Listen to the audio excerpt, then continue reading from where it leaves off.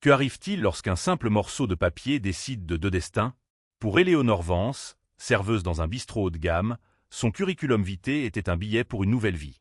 Pour Julien Thorne, un puissant PDG d'une entreprise technologique, ce n'était qu'un déchet à détruire. Il déchira sa candidature en 1000 morceaux devant un restaurant bondé, lui disant de rester à sa place. Mais Julien commit une erreur. Il supposa qu'il était la personne la plus puissante dans la pièce. Il avait tort. Et dans 30 minutes, son monde entier s'effondrerait lorsque cette même serveuse entrerait dans sa réunion de conseil d'administration d'urgence en tant que sa dernière et unique investisseuse. La Cuillère Dorée n'était pas seulement un restaurant. C'était un théâtre situé au 45e étage de la prestigieuse Tour Sterling, au cœur du quartier de la Défense à Paris. C'était un lieu où des contrats de plusieurs millions d'euros étaient scellés autour de pièces de bœuf de Kobe à 300 € et où les scandales murmurés s'échangeaient comme une monnaie. Le personnel n'était pas composé de simples serveurs. C'étaient des fantômes, formés pour être invisibles mais omniscients, pour anticiper un besoin avant même qu'il ne soit exprimé. Et sur cette scène, Éléonore Vance était une actrice vedette. À 28 ans, elle se déplaçait avec une économie de mouvements presque hypnotiques. Tandis que d'autres serveurs flanchaient parfois sous la pression, une garniture oubliée, un verre de vin légèrement trop rempli, Éléonore était l'incarnation de la perfection. Ses cheveux sombres étaient tirés en un chignon sévère et pratique, et son simple uniforme noir était immaculé. Mais c'était son regard qui la distinguait.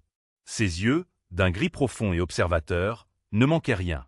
Elle voyait le tremblement subtil dans la main de l'homme à la table 7, notant qu'il buvait son armagnac plus vite que ses compagnons. Elle apporterait de l'eau sans qu'on le lui demande. Elle reconnaissait le léger sourire crispé de la femme à la table 3, signe d'un premier rendez-vous désastreux, et elle vit sa collègue, Maya Kensington, en difficulté près du poste de service, le visage pâle de stress. Elle savait, rien qu'en observant la posture d'un client, s'il était là pour célébrer une victoire ou pour noyer une défaite, si la conversation à table était sincère ou une performance calculée. La Cuillère Dorée était son laboratoire, et les âmes qui y dînaient, ses sujets d'étude involontaires. Chaque geste, chaque inflexion de voix, chaque plat commandé ou à peine touché était une donnée qu'elle collectait et analysait avec une précision redoutable. La table 12 demande David, murmura Maya à Éléonore, ses mains tremblant alors qu'elle essayait de polir un verre à vin. Madame de la Rochefoucauld. Elle dit que son expresso est tiède et insultant. Madame de la Rochefoucauld dit toujours ça, répondit calmement Éléonore, prenant le verre des mains de Maya. C'est sa façon d'obtenir un dessert gratuit. Ne t'inquiète pas, je m'en occupe. Prends la table 9. Ils sont faciles. Juste un jeune couple, probablement en train de célébrer un anniversaire. Sois chaleureuse, félicite-les. Comment le sais-tu? Il porte un costume légèrement trop grand, ce qui signifie qu'il l'a acheté pour une occasion spéciale. Elle porte un collier dont le velours de l'écrin a encore le pli de la boîte cadeau. C'est neuf, dit Éléonore. Vas-y. Je m'occupe de Madame de la Rochefoucauld. Éléonore se glissa jusqu'à la table 12, image même du professionnalisme serein. Madame de la Rochefoucauld. Quel plaisir de vous revoir. J'ai été navré d'apprendre que l'expresso n'était pas à votre goût. J'ai demandé au bar d'en préparer un nouveau, et je me suis également permis de vous apporter un petit échantillon de notre nouveau moelleux au chocolat, offert par la maison. Bien sûr, nous apprécions votre fidélité. La vieille femme, dégoulinante de diamants, se radoucit. La plainte était oubliée. Éléonore, comme toujours, avait une longueur d'avance. C'était sa vie, 6 jours par semaine, 10 heures par jour. C'était un travail éreintant et ingrat, mais Éléonore l'abordait avec une précision analytique féroce. La Cuillère Dorée était une mine de données, et elle en était l'analyste la plus dévouée. Dans la poche profonde de son tablier, plié en un carré parfait, se trouvait son CV.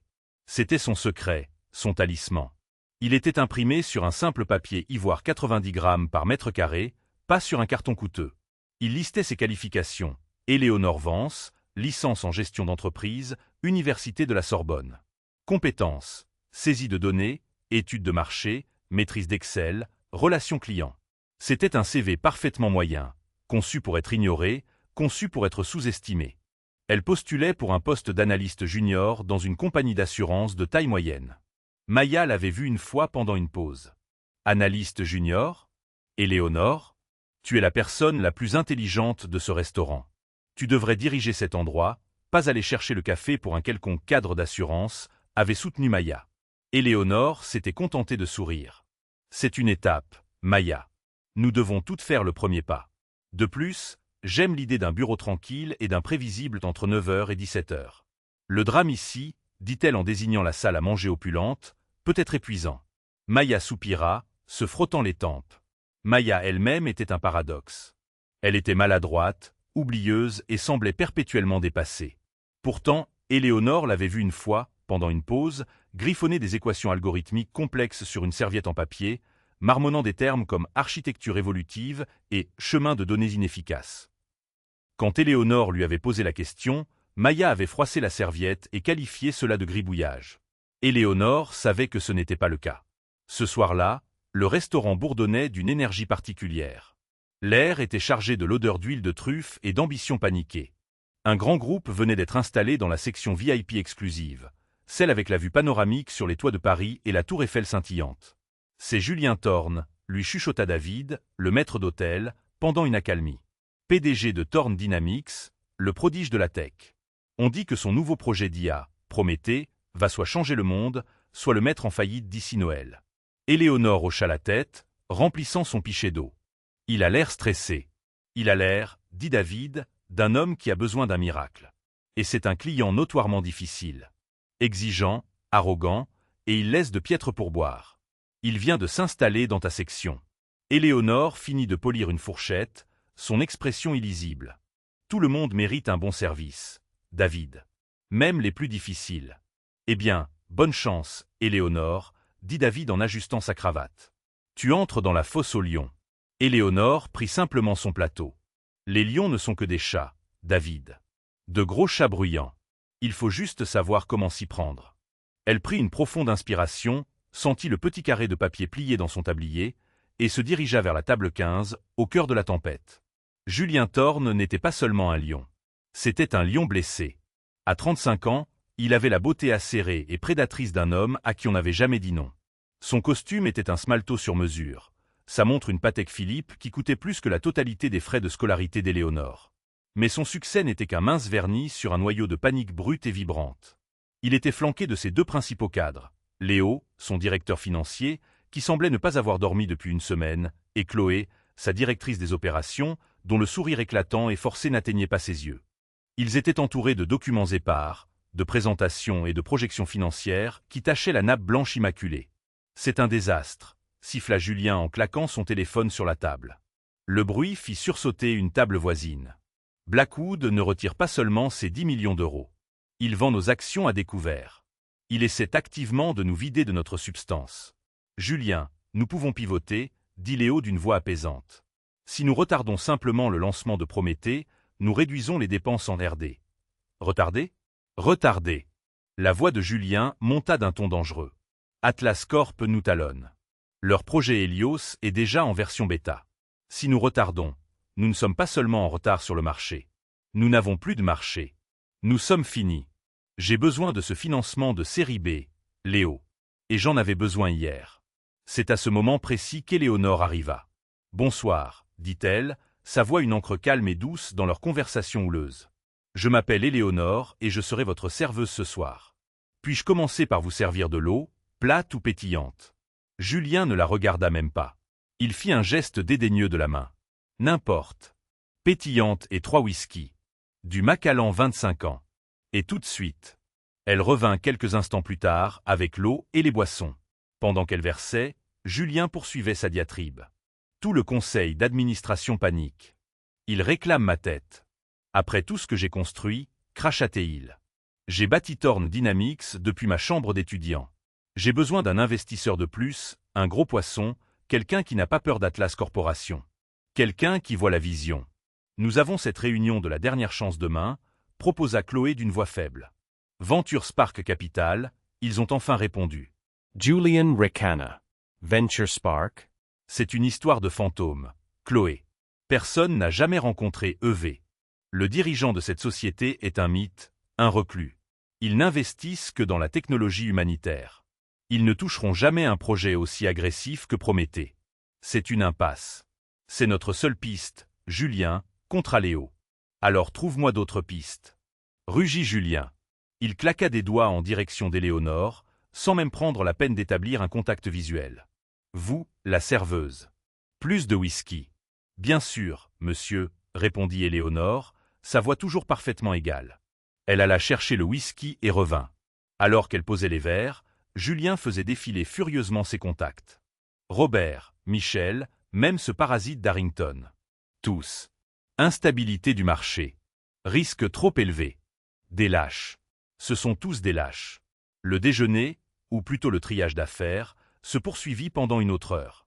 Éléonore fut un modèle d'efficacité. Elle servit leur steak, Julien renvoya le sien, prétendant qu'il était saignant et non bleu, remplit leurs verres et débarrassa leurs assiettes. Tout cela pendant qu'ils alternaient entre disputes, supplications et désespoir. À travers tout cela, Éléonore fut une observatrice silencieuse. Elle vit la façon dont les mains de Léo tremblaient. La façon dont Chloé mettait subtilement à jour son profil LinkedIn sur son téléphone, sous la table, quand Julien ne regardait pas.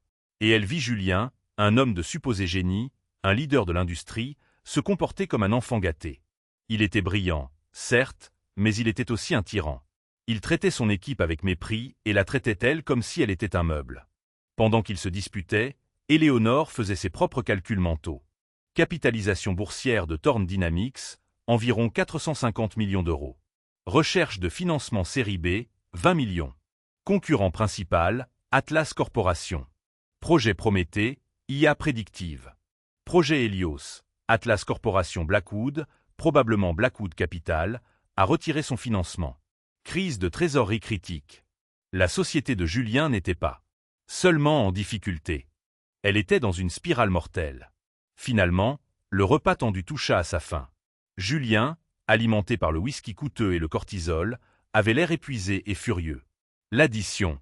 Aboya-t-il à Éléonore. Tout de suite, Monsieur Thorne. Alors qu'elle se tournait pour aller chercher la note, Léo, rassemblant les documents éparpillés, se leva brusquement. Il ne vit pas Éléonore derrière lui. Il la heurta de plein fouet. L'impact fit tomber le plateau de service d'Éléonore sur le sol dans un vacarme assourdissant. Ce fut une cacophonie de verres brisés et d'argenterie. Le restaurant tout entier, qui avait fait semblant de ne pas écouter la diatribe de Julien, devint soudain silencieux. Imbécile, lança Julien à Léo. Je suis tellement désolé, balbutia Léo en aidant Éléonore à se relever. Ce n'est rien, dit Éléonore, la voix tendue, alors qu'elle commençait à ramasser les débris. Mais la collision avait fait plus que renverser de l'eau. De la poche de son tablier, projeté sur la moquette épaisse, se trouvait son CV soigneusement plié. Avant qu'Éléonore ne puisse le récupérer, Julien Thorne, d'une humeur massacrante et vengeresse, s'en empara. Le temps sembla ralentir. Le silence dans la cuillère dorée était absolu. Chaque client, chaque serveur, même les chefs qui regardaient depuis la cuisine, tous les yeux étaient fixés sur l'homme en costume smalto tenant une simple feuille de papier ivoire. Julien Thorne déplia le CV. Il lut le nom à haute voix, sa voix dégoulinant d'une condescendance cruelle et moqueuse. Éléonore Vance. Il parcourut les qualifications. Licence en gestion d'entreprise, études de marché, relations clients. Il laissa échapper un rire bref et sec. Un son dénué de tout humour. Analyste junior, ricana-t-il en la regardant. En la regardant vraiment. Pour la première fois, il vit une serveuse couverte d'eau renversée, agenouillée sur le sol au milieu de verres brisés. Éléonore se releva lentement, son visage un masque pâle et composé. Elle tendit la main. « Monsieur, ceci est ma propriété personnelle. » Ceci, dit Julien en tenant le papier entre deux doigts, comme s'il était contaminé. C'est un gaspillage de papier, un fantasme. Il se tourna vers sa propre équipe, Léo et Chloé, qui observaient la scène avec une gêne horrifiée. Vous voyez ça? Voilà ce qui ne va pas dans le monde. Tout le monde pense pouvoir simplement gravir les échelons. Tout le monde pense pouvoir être moi. Il retourna son regard toxique vers Éléonore. Laissez-moi vous donner un conseil gratuit, Éléonore Vance. Arrêtez de rêver. Arrêtez d'analyser et commencez à faire. Et ce que vous faites, fit-il en désignant le restaurant d'un geste, c'est ça. Vous versez de l'eau. Vous portez des assiettes. Vous êtes une serveuse. Monsieur, je dois vous demander de me rendre mon. Savez-vous ce que les gens comme moi font avec des CV comme celui-ci? Continua Julien, sa voix montant, appréciant le spectacle, libérant toute sa rage refoulée contre Blackwood, contre son conseil d'administration, contre le monde, sur cette femme impuissante. Des gens qui obtiennent des licences et pensent comprendre les affaires. Des gens qui pensent que les relations clients dans un restaurant les qualifient pour une salle de conseil d'administration. La main d'Éléonore resta tendue, stable comme la pierre. Monsieur Thorne, nous, dit Julien, ses yeux brillants de malice, nous les utilisons comme petits bois. Nous les utilisons pour nous rappeler à quelle hauteur nous avons grimpé et à quelle distance les autres seront toujours. Et puis, avec un déchirement sec et théâtral, il déchira le CV en deux. Un hoquet collectif parcourut la salle à manger. Madame de la Rochefoucauld, à la table 12, avait l'air positivement scandalisée. Maya, près du poste de service, avait les mains sur la bouche, les larmes aux yeux. Julien n'avait pas fini. Il rassembla les deux moitiés et les déchira à nouveau. Et encore. Il déchira le papier en minuscules lambeaux méconnaissables. « Tenez-vous-en à ce que vous savez, siffla-t-il, sa voix baissant jusqu'à un murmure bas et venimeux. Restez à votre poste. Certaines personnes sont destinées à construire des empires, et d'autres, il laissa le nuage de confetti blanc tomber de sa main sur ses chaussures, sont destinées à nettoyer les dégâts. Il s'assit, jeta une carte American Express noire sur la table et dit « L'addition, maintenant. Et demandez à quelqu'un d'autre de nettoyer ça. Vous êtes incompétente. » Pendant 10 secondes entières, Éléonore Vance ne bougea pas. Elle fixa Julien Thorne. Ses yeux gris n'étaient plus calmes ni observateurs. Ils étaient froids. Ils avaient la couleur d'un ciel d'hiver au-dessus d'un lac gelé. Le masque de la serveuse soumise avait disparu, remplacé par quelque chose d'ancien et de terrifiant. Quand elle parla enfin, sa voix était calme. Pourtant, elle trancha le silence du restaurant comme un diamant. « Je vais chercher votre addition, monsieur Thorne. » Elle se pencha, non pas pour ramasser le verre, mais pour ramasser un seul minuscule morceau de son CV déchiré. Elle le tint en l'air pour qu'il le voie. C'était un morceau avec la moitié de son nom dessus. « Au revanche. Vous avez fait une terrible erreur, dit-elle. Julien rit, un rire authentique et surpris. Une erreur? Ma chère, je viens de faire gagner 5 minutes de sa vie à un pauvre responsable des ressources humaines. Maintenant, allez-vous me chercher mon addition, ou dois-je parler à votre directeur? Oh, je vais chercher votre addition, dit Éléonore, le morceau de papier disparaissant dans son poing fermé. Mais vous regretterez ceci. Pas aujourd'hui, peut-être, mais bientôt. Très, très bientôt.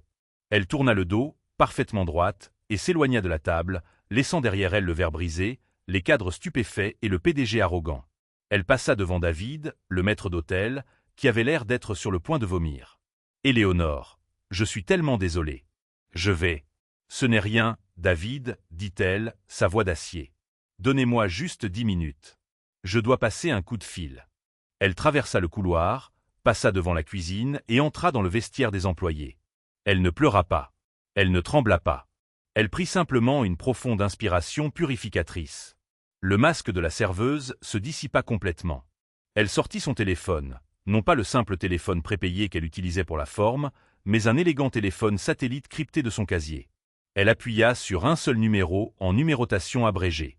On répondit à la première sonnerie. « Harrison, » dit-elle, sa voix maintenant nette, autoritaire et totalement méconnaissable. « C'est EV Harrison, c'est EV. » Il y eut une pause à l'autre bout du fil, puis une voix britannique suave. « Mademoiselle Vance, vous êtes en avance.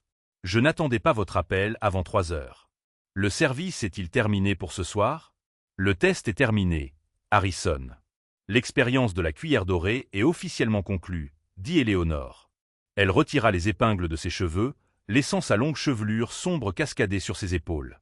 Elle ôta l'uniforme noir de serveuse, révélant un simple haut en soie de haute qualité et un pantalon en dessous. La transformation fut instantanée. « Ah, et avons-nous trouvé notre diamant brut ?» demanda Harrison. « J'ai trouvé autre chose, » dit Éléonore, la voix tendue. « J'ai besoin que vous fassiez 3 choses. Premièrement, envoyez la Maybach noire à l'entrée de service de la tour Sterling. Je descends dans 5 minutes. Considérez que c'est fait. Deuxièmement, je veux que vous organisiez immédiatement une réunion d'acquisition d'urgence pour, disons, dans 30 minutes au bureau principal, salle de conférence Alpha. 30 minutes, mademoiselle Vance, c'est très inhabituel. Quelle est la cible? Thorne Dynamics, dit Éléonore. Il y eut une brusque inspiration à l'autre bout du fil. Thorne, Julian Thorne. Mais mademoiselle Vance, leurs finances sont un désastre. Ils sont au bord de l'effondrement total. Leur série B est morte. Nous les évitons depuis des mois. Il est toxique. Je suis au courant de ses finances, Harrison. J'ai aussi une nouvelle évaluation de première main de son caractère, qui est, pour le moins, défaillant. Éléonore regarda le morceau de son CV dans sa main. Orvance. Donc, nous n'investissons pas. Harrison semblait confus. Je n'ai pas dit ça. J'ai dit d'organiser la réunion. Et Harrison, la troisième chose, la plus importante. Oui, madame. Je veux que vous appeliez personnellement le bureau de Julien Thorne. Dites-leur que .v de VentureSpark Capital a examiné leurs propositions et est disposé à leur accorder une dernière réunion de présentation. Sa seule réunion. Dans 30 minutes. Dans nos bureaux. Soyez ferme. Harrison resta silencieux un moment. Mademoiselle Vance, vous êtes V. Vous allez assister à cette réunion après 6 ans d'anonymat. Vous avez bâti toute votre réputation sur le fait d'être le fantôme du capital risque. Êtes-vous sûr de vouloir vous révéler? Pour lui, il a déchiré mon CV. Harrison, dit simplement Éléonore. Je vous demande pardon. Il a fait quoi? Il a déchiré mon CV. Mon CV de serveuse. Au milieu de la salle à manger. Il m'a dit de rester à mon poste. Il y eut une longue et lourde pause. Quand Harrison parla de nouveau, sa voix était glaciale.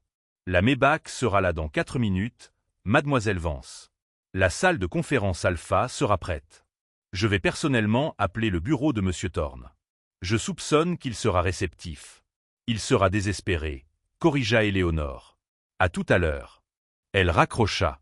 Elle se regarda dans le petit miroir fissuré du vestiaire.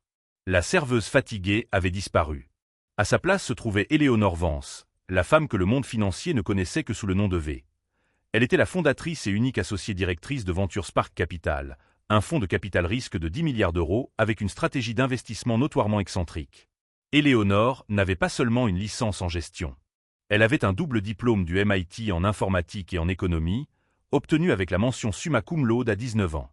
Elle avait créé sa première entreprise de logiciels à 20 ans, l'avait vendue à Google pour 300 millions à 22 ans et avait fondé VentureSpark à 23 ans. Sa thèse était simple. Les produits étaient faciles à évaluer, les finances pouvaient être corrigées, mais le caractère était tout. Alors, elle avait créé son test.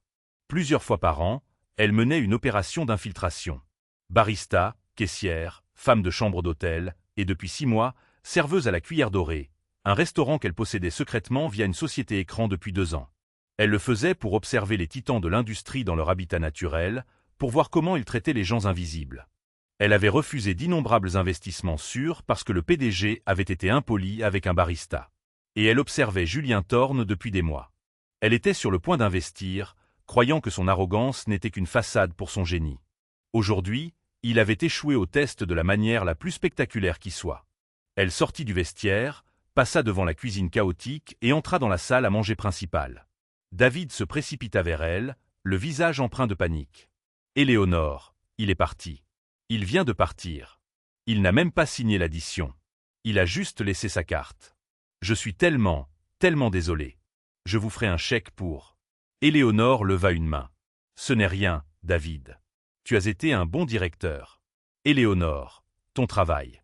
Tu ne démissionnes pas, n'est-ce pas? À cause de ça. Éléonore sourit, un vrai sourire acéré. Je suis promu, David. Avec effet immédiat. Elle sortit par la porte d'entrée, pas par l'entrée de service.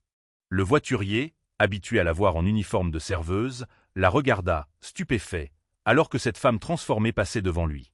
Une élégante Maybach S680 noire, une voiture synonyme de royauté et de milliardaire, s'arrêta au bord du trottoir. Harrison, déjà là, sortit de l'arrière et lui tint la portière. Mademoiselle Vance. Harrison. Alors qu'elle se glissait dans l'intérieur en cuir moelleux, elle vit Maya, sa collègue maladroite et brillante, debout à l'arrêt de bus de l'autre côté de la rue, emmitouflée dans un manteau fin, attendant le bus de nuit, le visage empreint d'inquiétude. Éléonore tapota sur la vitre. Harrison, attendez. Elle baissa la fenêtre. Maya. Maya leva les yeux, surprise. Monte, dit Éléonore, sa voix bienveillante. Quoi? Mademoiselle Vance. Éléonore. Je ne comprends pas. C'est la voiture de qui? C'est la mienne, dit Éléonore. Et tu es en retard pour une réunion.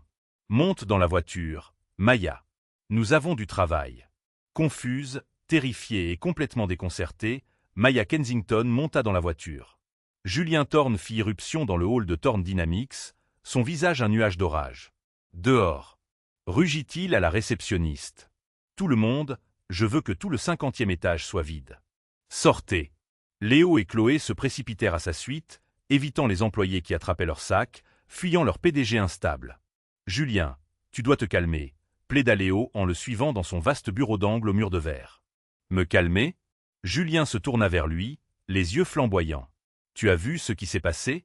Blackwood essaie de me ruiner. Atlas lance son produit dans une semaine, et je viens de passer 2 heures de ma vie à être servi. Il était si en colère qu'il pouvait à peine parler. La serveuse a dépassé les bornes, dit rapidement Chloé, se rangeant de son côté. Ce qu'elle a dit? Vous regretterez ceci. Pour qui se prend elle? Ce n'est personne, cria Julien en balayant une pile de dossiers de son bureau. Ce n'est rien. Une poussière. Une poussière à qui tu viens de déclarer la guerre? Marmana Leo. Qu'est-ce que tu as dit? Rien, Julien. Je dis juste que l'image, dans un restaurant plein. Je me fiche de l'image. Julien s'effondra dans son fauteuil en cuir à haut dossier, se frottant les tempes. L'adrénaline s'estompait, remplacée par une terreur froide et creuse. Nous sommes finis. C'est terminé. Sans les 10 millions d'euros de Blackwood, nous ne pouvons pas mettre à l'échelle les serveurs pour le lancement. Nous sommes morts. Et Venture Spark? Demanda à nouveau Chloé, sa voix fluette. Je vous ai dit que c'est un mythe. Il ne. Le téléphone de son bureau sonna. C'était son assistante personnelle, Sarah. La seule assez courageuse ou désespérée pour rester. Qu'est-ce que c'est, Sarah? Je t'ai dit pas d'appel. Monsieur. La voix de Sarah tremblait.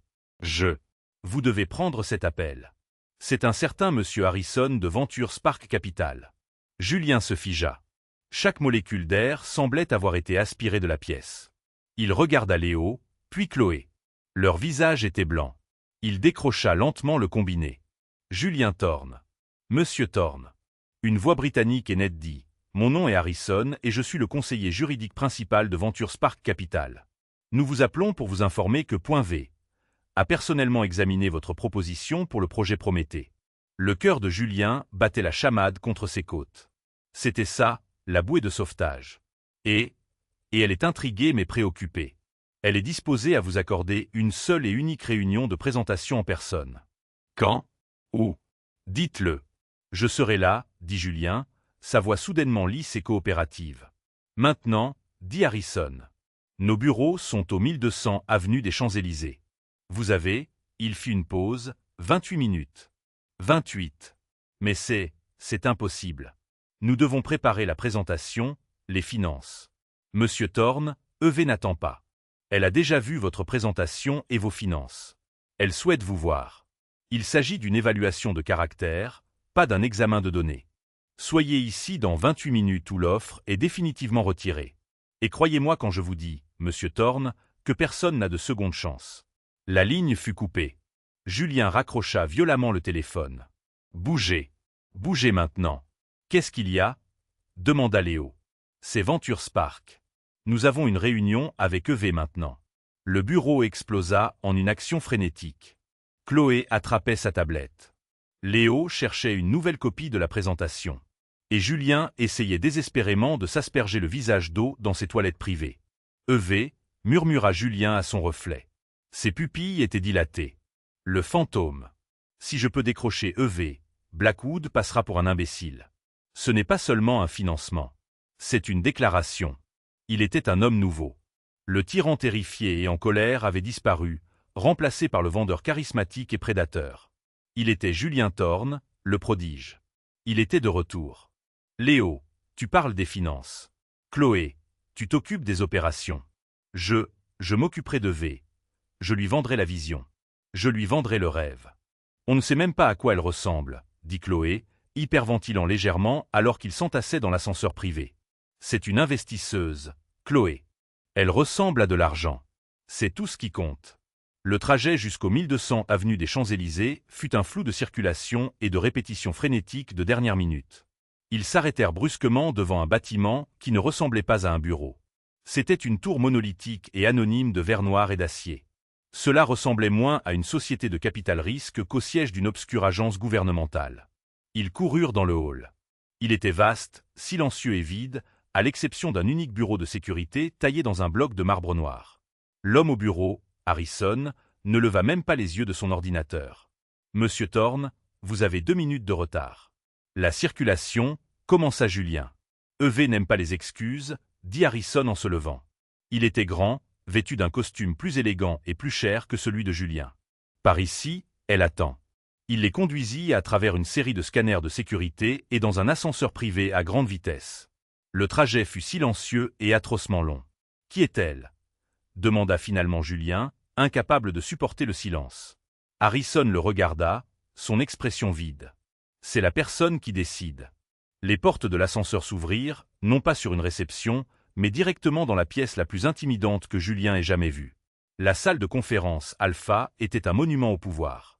Elle faisait facilement 500 mètres carrés, avec un mur de verre du sol au plafond, offrant une vue divine à 180 degrés sur Paris. L'air était froid. Au centre de la pièce se trouvait une unique table colossale en obsidienne polie. Elle aurait pu accueillir 50 personnes, mais il n'y avait que 3 chaises d'un côté et un fauteuil de direction à haut dossier au bout. Le fauteuil au bout était tourné, faisant face à la fenêtre, faisant face à la ville. Quelqu'un y était assis. « Veuillez vous asseoir », ordonna Harrison, en désignant les 3 chaises solitaires. Julien, Léo et Chloé s'assirent. Ils se sentaient comme des écoliers convoqués dans le bureau du directeur.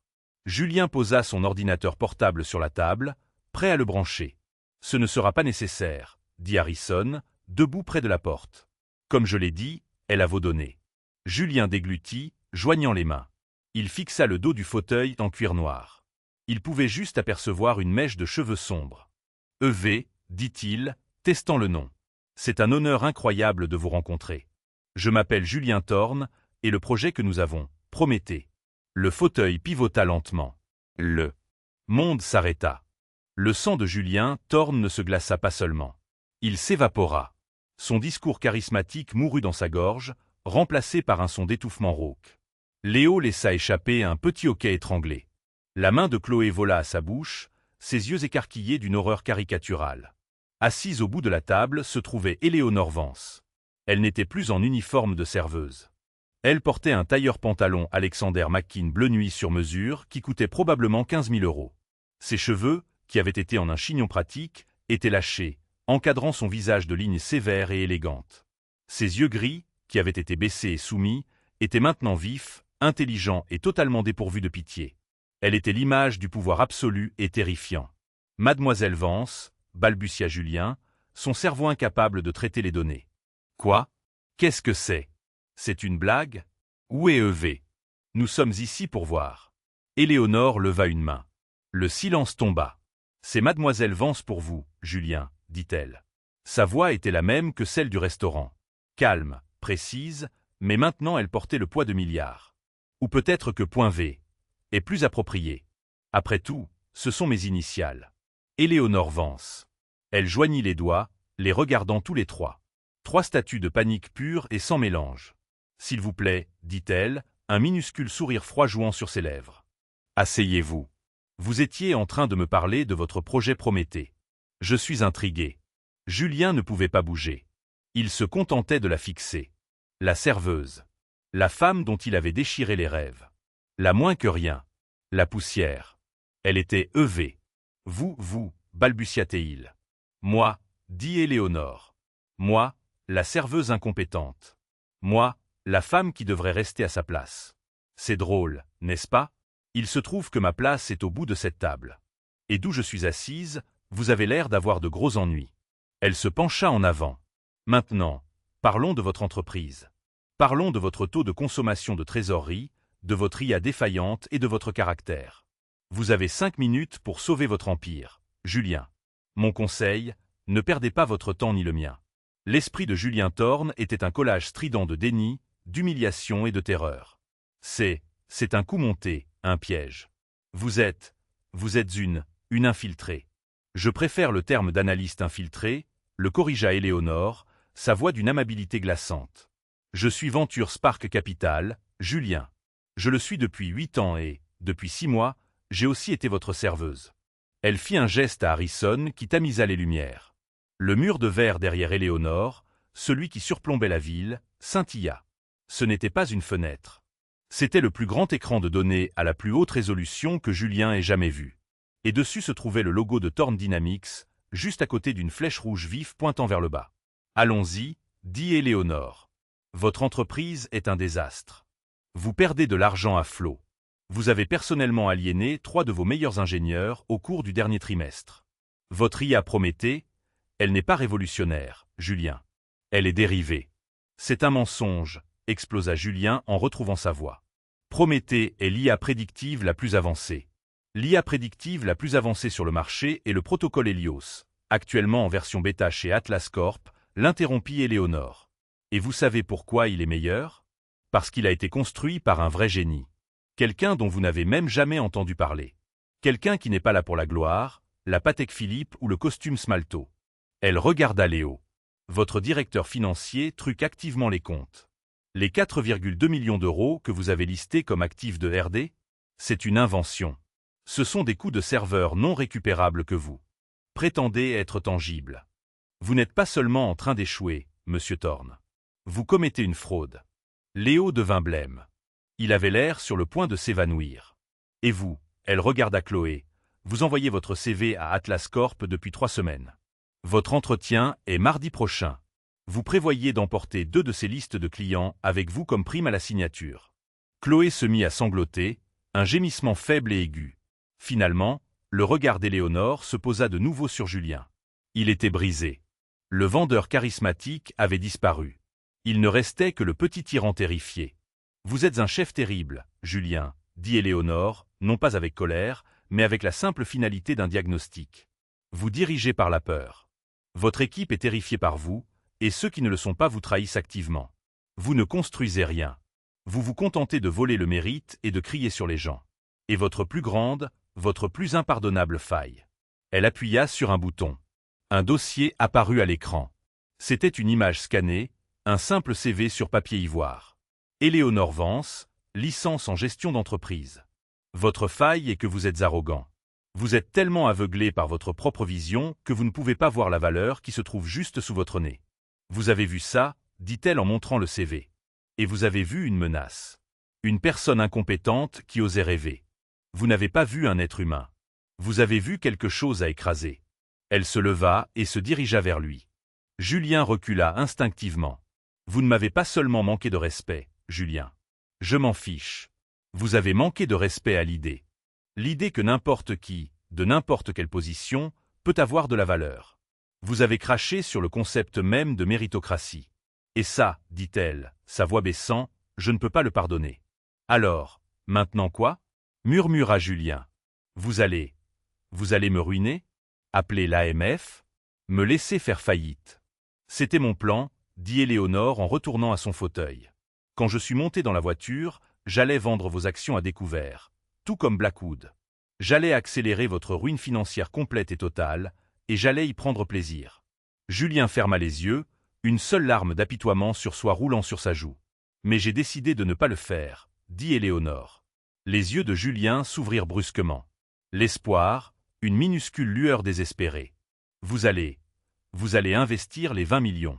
Éléonore rit, le même rire bref et sec qu'il avait utilisé au restaurant. Non, Julien, je ne vous donne pas 20 millions. Je ne vous donne rien. Elle fit glisser un unique et mince dossier sur la table d'obsidienne. Voici mon offre. C'est un plan de sauvetage. Un prêt relais d'1 million d'euros. 1 million? Dit Julien, sa voix se brisant. C'est rien. Ça ne couvrira même pas les salaires pendant 1 mois. J'ai besoin de 20. C'est 1 million, dit fermement Éléonore. C'est juste assez pour arrêter l'hémorragie et éviter une faillite catastrophique immédiate, mais ce n'est pas pour vous. C'est pour l'entreprise, les employés, et cela vient avec des conditions. Quelles conditions? Murmura-t-il. Condition numéro 1, vous êtes immédiatement rétrogradé de votre poste de PDG. Vous démissionnerez avec effet immédiat. Vous ne pouvez pas, hurla Julien en frappant du poing sur la table. C'est mon entreprise. Mon nom est sur le bâtiment. Plus maintenant, dit Éléonore. Votre conseil d'administration, avec qui je suis en contact depuis 30 minutes, a déjà été informé. Avec les indiscrétions légales de Léo et Chloé mises en lumière, votre position n'est plus tenable. Ils voteront votre éviction à l'unanimité, ou, elle sourit, vous acceptez mon offre, et je ne porterai pas plainte pour fraude. Julien s'affaissa, complètement vaincu. Qui? Par qui me remplacez-vous? C'est la condition numéro 2, dit Éléonore. Le nouveau PDG de Thorne Dynamics Emma. Nomination. Finisesen, pleura Julien. Harrison, dit Éléonore, faites-la entrer. Les portes principales de la salle de conférence s'ouvrirent. Julien, Léo et Chloé levèrent les yeux. Et Maya Kensington entra. Elle n'était plus en uniforme de serveuse.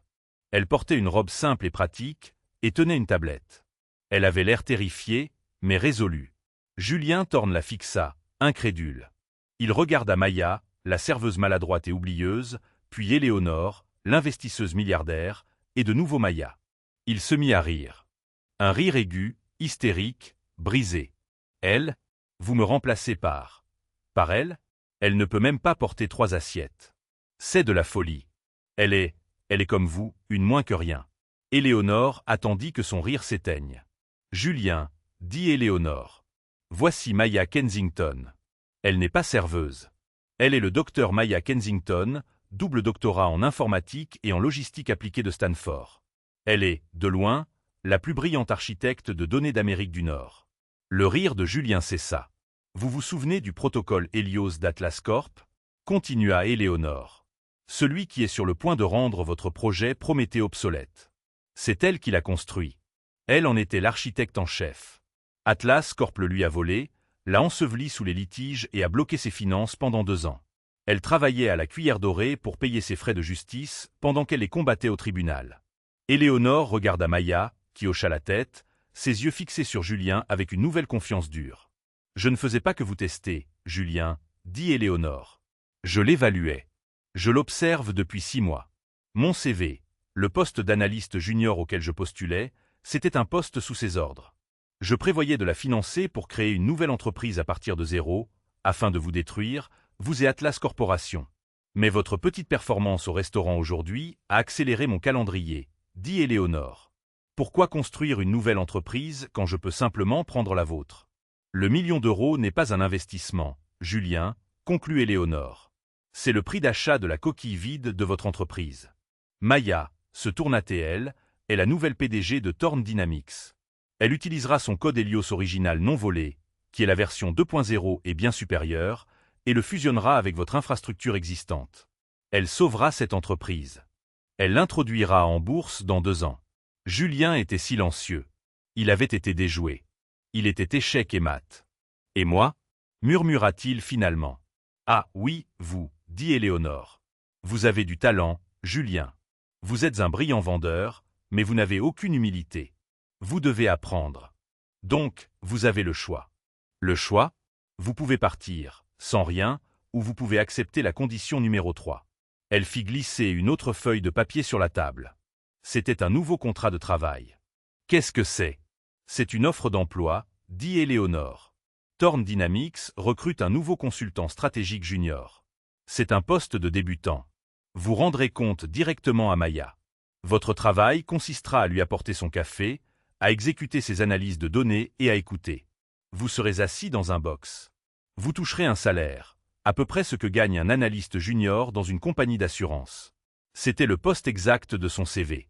Son CV à elle.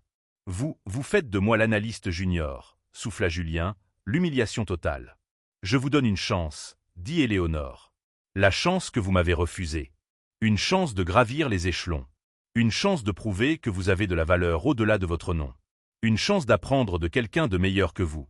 Julien regarda Maya, la femme qu'il avait vue trembler devant un expresso. Elle le regardait, non pas avec pitié, mais avec le regard froid et évaluateur d'un patron. Acceptez l'offre, Julien, dit Maya, sa voix étonnamment forte. Où partez? J'ai du travail. 3 mois plus tard, le 50e étage de ce qui était autrefois Thorne Dynamics était méconnaissable. Les murs sombres et imposants en acajou et les tables en obsidienne noire avaient disparu. À leur place se trouvaient des postes de travail en open space, des tableaux blancs du sol au plafond couverts d'algorithmes complexes et fluides, et des espaces collaboratifs où de petites équipes d'ingénieurs débattaient avec enthousiasme. L'air, autrefois chargé de la saveur métallique de la peur, bourdonnait maintenant de l'énergie électrique de la création. Le vaste bureau d'angle tyrannique de Julien Thorne, celui avec la vue divine, avait été converti en une salle de pause et une bibliothèque commune. L'entreprise s'appelait désormais Heliodata, et elle était, de l'avis de tous, florissante. À la tête de la salle de conférence principale, le docteur Maya Kensington se tenait devant un écran, menant un briefing technique de haut niveau. Elle n'était plus la serveuse tremblante et pleine d'excuses. Vêtue d'une tenue professionnelle pratique et élégante, elle commandait la salle avec une brillance calme et sans effort. La maladresse qu'il avait définie se révéla être la manifestation physique d'un esprit forcé de fonctionner à une vitesse qu'il trouvait insultante. Désormais libérée, elle était une force de la nature. Nous avons un problème avec l'intégration des données héritées, annonça l'un de ses ingénieurs principaux, un homme qui avait autrefois tressailli lorsque Julien entrait dans une pièce. Les anciennes données clients de Prométhée des comptes premium corrompent la nouvelle ingestion d'Helio. C'est un vrai fouillis. Nous n'arrivons pas à comprendre la structure des fichiers. C'est comme si c'était crypté. Tout au fond de la salle, près de la machine à café, Julien Thorne se tenait silencieusement. Il portait une simple chemise froissée, sans cravate, sans montre à 10 000 euros. Son titre officiel était consultant stratégique junior, mais ses principales tâches consistaient à prendre des notes, à aller chercher le café et à produire des rapports d'analyse de marché que Maya renvoyait souvent couverts d'encre rouge. Il regardait les ingénieurs se débattre. L'ancien Julien, celui qui hurlait encore à l'intérieur de sa tête, voulait ricaner. Imbécile. Je les aurais tous renvoyés pour incompétence. Il détestait ça. Il détestait l'odeur du café bon marché, la façon dont les ingénieurs le regardaient comme s'il était un meuble, la douleur lasse et persistante dans ses pieds d'être, pour la première fois de sa vie, juste un membre du personnel. Mais alors qu'il écoutait, une autre partie de lui, plus petite, plus nouvelle, plus curieuse, analysait le problème. Compte premium, données désordonnées, cryptées. Il connaissait ses clients. Il avait été l'un de ses clients. Il connaissait leur arrogance, leurs exigences sur mesure. Il se souvint. Il s'éclaircit la gorge. Le son était faible, mais dans le silence concentré de la pièce, ce fut comme un coup de feu. Tout le monde se retourna. Le regard de Maya, froid et évaluateur, se posa sur lui. « Oui, monsieur Thorne. Avez-vous une idée ou êtes-vous simplement à court de caféine ?» Son visage s'empourpra. L'ancien Julien aurait fait une crise de rage. Le nouveau Julien ravala sa fierté, sa voix rauque. « C'est le comte de la Rochefoucauld et celui de Blackwood. » Maya haussa un sourcil. « Expliquez. » Il ne voulait pas de l'interface utilisateur standard, dit Julien en s'approchant timidement du tableau blanc. Il prit un marqueur, ses mains tremblant légèrement. Ils exigeaient des tableaux de bord personnalisés, des interfaces ridicules plaquées or qui ne servaient à rien d'autre qu'à leur donner un sentiment d'importance. Les données ne sont pas corrompues. Elles sont simplement formatées pour être lues par une interface que nous ne supportons plus. C'est un conflit de formatage côté interface utilisateur, pas un cryptage au niveau de la base de données. Il commença à dessiner un simple organigramme. Vous essayez de l'intégrer. Ne le faites pas. Vous devez isoler leur paquet de données, les exécuter dans un émulateur en bac à sable qui imite l'ancien tableau de bord de Prométhée, puis faire en sorte qu'Helio récupère les données de l'émulateur.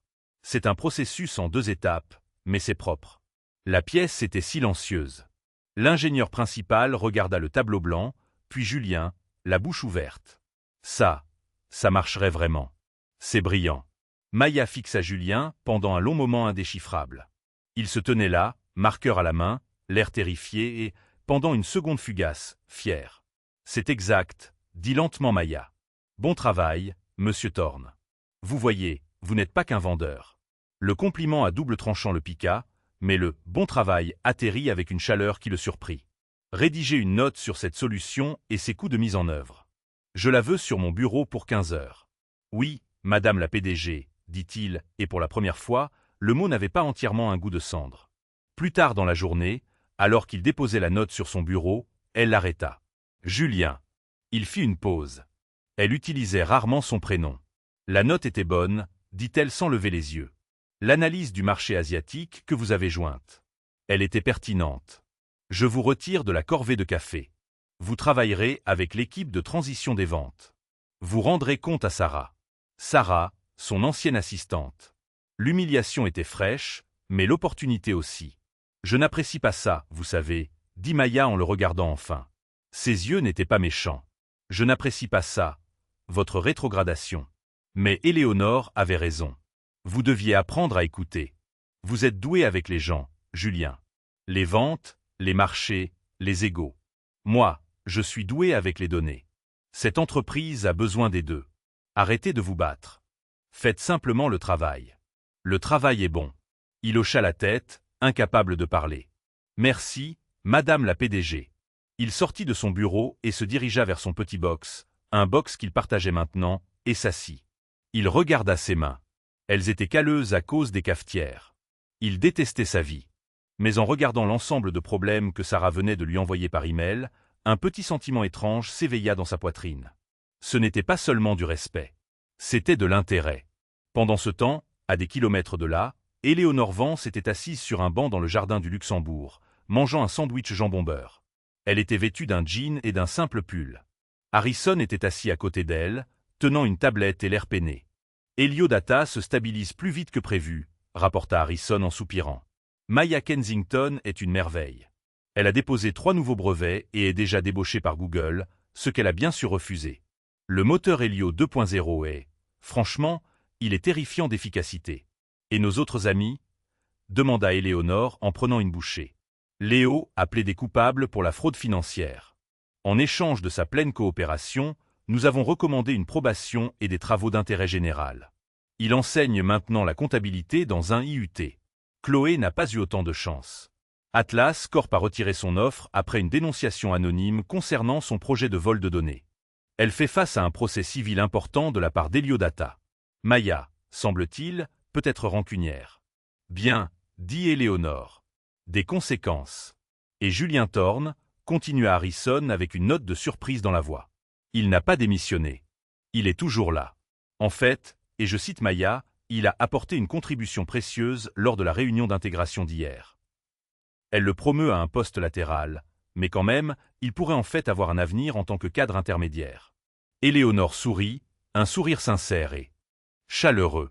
L'important n'est pas la chute, Harrison. Ce n'est jamais la chute. C'est de savoir s'ils sont prêts à apprendre en remontant la pente. Julien a bâti son identité sur une fondation de sable, sur le fait d'être meilleur que tout le monde. Maintenant, il doit la construire sur une fondation de roche, sur le travail. Il pourrait bien y arriver. Harrison ferma sa tablette. Alors maintenant, des vacances? Une semaine aux Maldives? J'ai le jet en attente. Vous l'avez bien mérité. Je pense à une reconversion professionnelle, dit Éléonore en finissant son sandwich. Elle montra du doigt avec sa serviette. Vous voyez cet homme? Celui qui tient ce camion de macarons gastronomiques? Le tsar du macaron. Harrison plissa les yeux. Celui avec la file d'attente qui fait le tour du pâté de maison? Celui avec le camion rose? Lui-même. Il s'appelle Marco Dubois. C'est un génie culinaire, un maître de la logistique. Mais la semaine dernière, je l'ai vu réprimander une fournisseuse, une jeune femme d'une ferme locale, parce que ses fraises étaient, je cite, esthétiquement déplaisantes. Il lui a dit qu'elle était trop simple pour comprendre son art et l'a fait pleurer. Il l'a sous-payée. Harrison laissa tomber sa tête en arrière avec un grognement. « Oh non, s'il vous plaît, mademoiselle Vance, pas encore. Je viens de faire nettoyer la Maybach. » Il se prend pour un roi, dit Éléonore, ses yeux brillant d'un nouvel objectif. Il doit apprendre que son royaume est bâti sur des fraises et sur les gens qui les cultivent. Elle se leva, époussetant les miettes de son jean. Elle mit une paire de lunettes sans correction et une casquette de baseball. La milliardaire EV disparut et à sa place, il n'y avait plus qu'Éléonore. J'ai entendu dire qu'il cherche un nouveau caissier à temps partiel, quelqu'un pour gérer l'argent et nettoyer les cuves de ganache. Mademoiselle Vance, plaida Harrison. Vous ne pouvez pas être sérieuse. Souhaitez-moi bonne chance, Harrison, dit-elle en commençant à marcher vers le camion rose.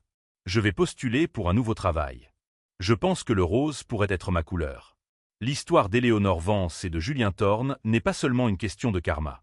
C'est un rappel que la valeur d'une personne n'est jamais, au grand jamais, écrite sur son uniforme. La serveuse, le caissier, l'agent d'entretien, il pourrait non seulement avoir une idée brillante, mais il pourrait être l'esprit brillant que vous avez négligé. Julien Thorne a pris cette leçon à la dure. Il a dû perdre son empire juste pour trouver son humanité. Éléonore, alias EV, connaissait la vérité. Le caractère est la seule monnaie qui compte.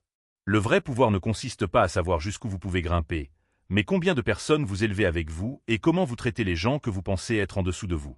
Qu'avez-vous pensé du sort final de Julien? Était-ce juste ou trop sévère? Faites-nous part de vos réflexions dans les commentaires ci-dessous. Merci d'avoir regardé.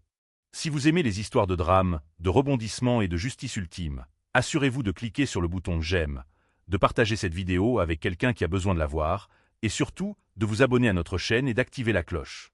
Nous avons de nouvelles histoires chaque semaine, et vous ne voudrez pas manquer ce qui se passe.